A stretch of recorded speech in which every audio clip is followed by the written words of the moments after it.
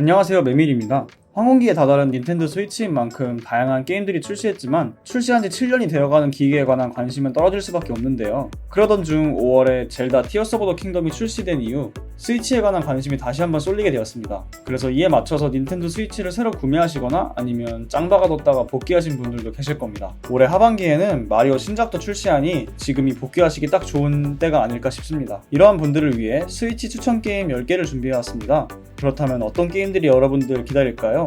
지금 바로 만나보시죠.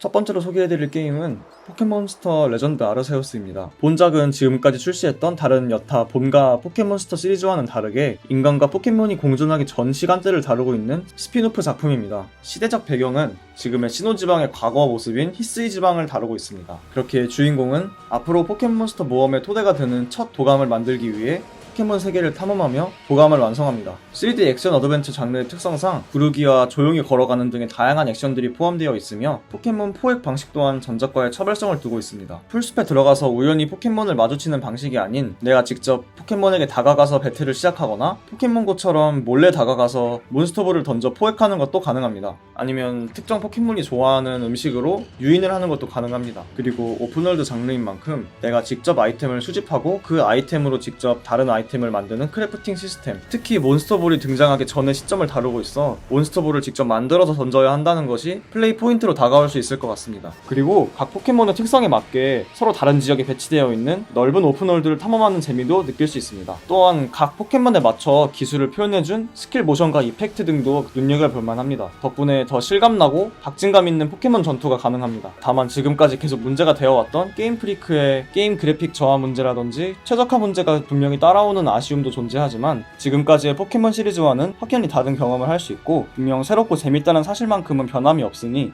포켓몬스터 입문자나 아니면 새로운 포켓몬을 해보시고 싶은 분들께는 이 작품이 터닝포인트가 될 수 있을 것 같네요.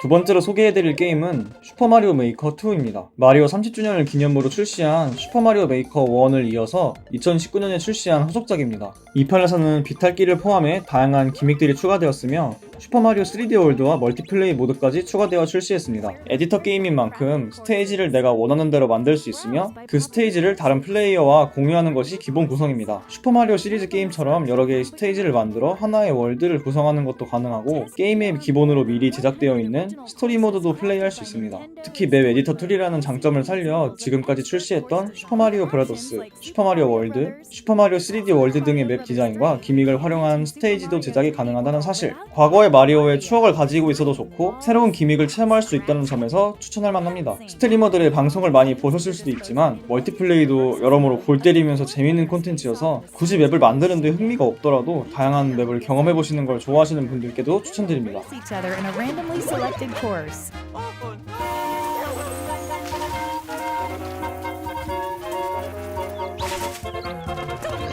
세 번째로 소개해드릴 게임은 젤다의 전설 꿈꾸는 섬입니다.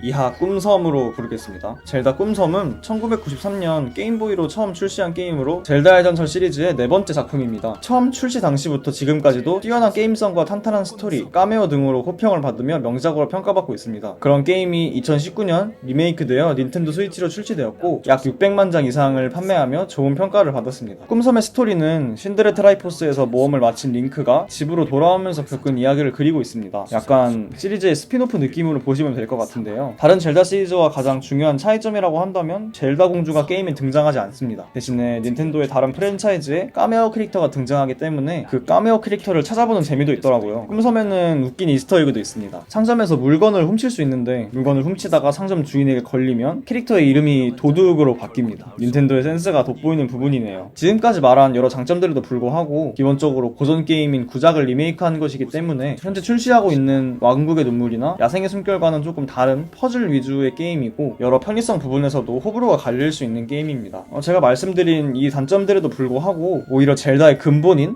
모험에 좀 더 집중해볼 수 있는 작품이어서 여러분들께 추천드리고 싶습니다. 분명히 존재한다.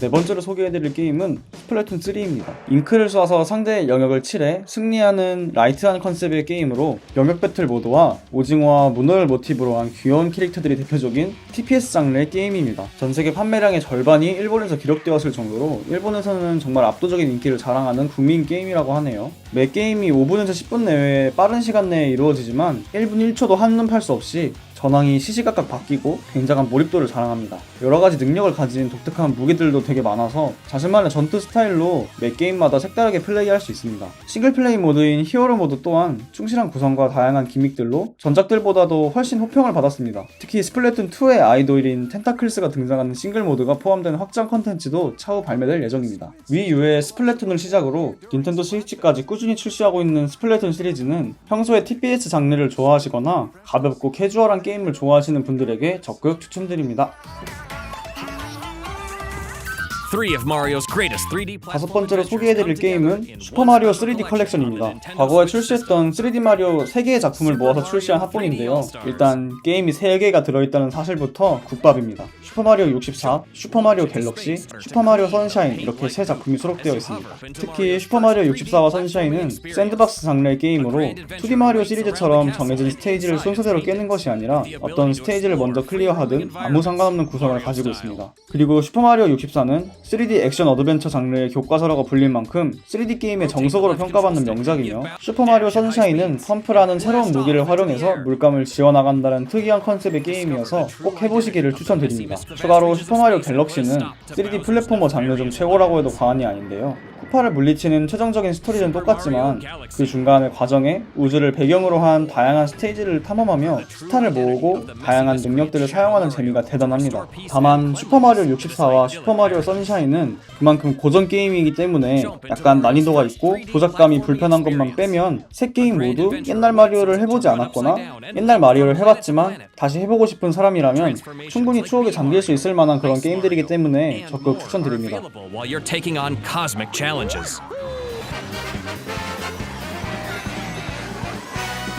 여섯 번째로 소개해드릴 게임은 마리오 카트 8 디럭스입니다. 2014년에 출시한 마리오 카트 8의 닌텐도 스위치용 확장판입니다. 기본적으로 원래 본편에서 즐길 수 있었던 8개의 코스에 4개의 DLC 코스까지 추가되어 출시되었습니다. 레이싱 게임의 원조격이라고 할 수 있는 마리오 카트는 스위치로만 약 5천만 장 이상을 판매할 정도로 스위치 필구 타이틀로 자리 잡았습니다. 마리오 카트 8에서는 예전 콘솔에서 출시했던 마리오 카트 시리즈의 다양한 코스들을 플레이할 수 있을 뿐만 아니라 새롭게 디자인된 닌텐도만의 다채로운 레이싱 코스도 경험할 수 있습니다. 또한 친구들끼리 로컬 멀티플레이를 할 수도 있지만 온라인 플레이로 전 세계의 플레이어와 대결할 수도 있습니다. 지금은 부스터 코스라는 추가 DLC가 배포 중에 있고 분량은 본편 게임만큼의 코스를 제공합니다. 캐릭터도 다양하게 선택이 가능하며 구작부터 선택 가능했던 원조 캐릭터부터 동물의 숲의 캐릭터, 젤다의 전설의 링크, 그리고 미까지 만들어서 선택할 수 있고 내가 운전할 카트도 커스터마이징해서 다양한 카트로 주행이 가능합니다. 레이싱 게임을 좋아하시거나 친구들과 같이 자주 게임을 플레이하시는 분들께 적극 추천드립니다.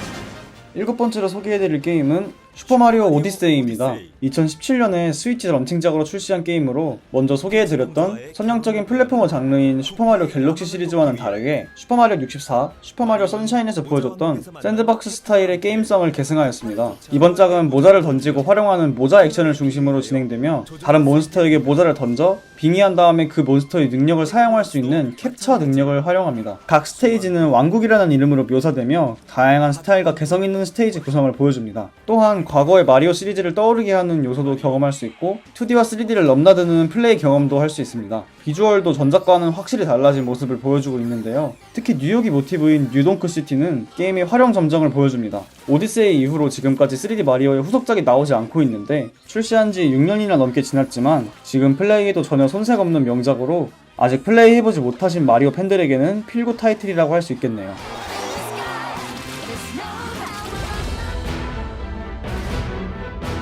드디어 올 게 왔습니다. 이 두 게임들은 동시에 소개해드리는 게 나을 것 같네요. 여덟 번째와 아홉 번째로 소개해드릴 게임은 젤다의 전설 야생의 숨결과 왕국의 눈물입니다. 젤다의 전설 시리즈 최초로 오픈월드로 제작되었으며 지금까지 출시되었던 다른 오픈월드 게임들과는 다른 자유도를 보여줍니다. 넓은 맵 위에 그저 콘텐츠를 흩뿌려 놓는 것이 아닌 플레이어가 탐험을 하다 보면 자연스럽게 그 콘텐츠에 도달할 수 있는 레벨 디자인을 보여줍니다. 단적인 예를 들자면 지나가다 보이는 돌멩이를 들어도 이벤트가 발생할 정도입니다. 이처럼 플레이어에게 어떤 행동을 강요하지 않아도 탐험을 하다 보면 자연스럽게 플레이어가 특정 장소로 이동할 수 있는 그런 레벨 디자인을 맵 전체에 적용하고 있습니다. 플레이어는 게임을 시작하자마자 최종 보스인 가논을 잡으러 성으로 돌진해도 되고 여러가지 다양한 모험을 통해 충분히 강해진 후에 도전해도 문제가 없습니다. 젤다의 전설에서 모험은 정해진 것이 없으며 유저가 원하는 대로 진행하고 원하는 만큼 할 수 있는 거죠. 구작의 주 컨텐츠였던 퍼즐은 사당이라는 이름으로 등장해 맵 전체에 흩뿌려져 있습니다. 모험을 하다 보면 자연스럽게 사당에 도달하게 되어 있으며 이 사당 퍼즐은 다양한 방법으로 클리어가 가능합니다. 그게 개발자가 의도한 방법이든 아니든 어떤 방법으로 풀어도 문제가 없습니다. 1편이었던 야생의 숨결은 대지가 주 무대였다면 2편인 왕국의 눈물은 그 무대를 하늘섬과 지저로 확대하였고 이 모든 구역이 심리스로 연결됩니다. 완전 무결한 갓겜처럼 보이는 이 두 게임에도 호불호 요소는 존재하는데요. 호 요소인 자유도가 오히려 불호로 다가올 수 있을 것 같습니다. 너무 높은 자유도로 인해 뭘 해야 할지 모르겠다는 후기도 다소 존재하는 만큼 높은 자유도가 익숙하지 않다면 호불호가 갈릴 수 있겠네요. 하지만 이 자유도의 벽을 넘어선다면 오픈월드 게임의 새로운 지표를 제시한 게임으로 오픈월드를 좋아하고 모험을 좋아한다면 충분히 도전해볼 수 있을 만한 게임이고 젤다 때문에 스위치를 산다는 말이 있을 정도이니 진짜 무조건 한 번은 해보셨으면 좋겠습니다. 안 해보셨다면 꼭 해보세요.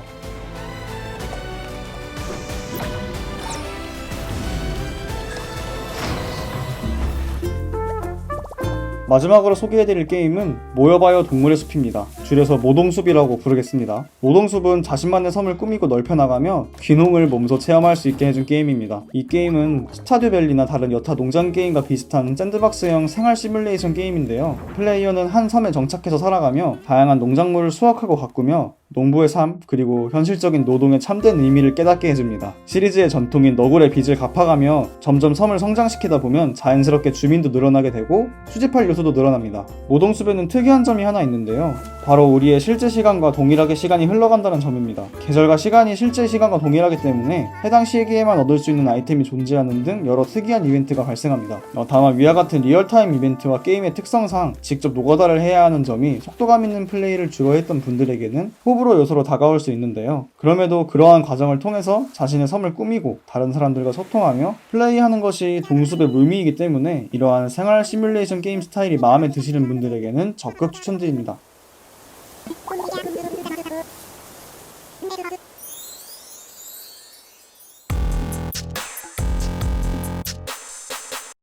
지금까지 스위치 추천 게임 10개를 알아봤는데요. 제가 소개해드린 게임 외에도 여러분이 생각하시기에 이건 무조건 해봐야 한다는 게임이 있다면 댓글로 알려주세요. 그리고 의미는 없지만 소개해드린 순서와는 상관없게 제가 정한 탑 3를 말씀해드리자면 슈퍼마리오 3D 컬렉션, 슈퍼마리오 오디세이, 그리고 젤다의 전설 두 작품 이렇게 말씀드릴 수 있을 것 같습니다. 이상 제가 준비한 영상은 여기까지고요. 또 다른 유익한 게임 영상으로 돌아올 테니 구독, 좋아요 잊지 마시고 우리 다음에 꼭 다시 만나요.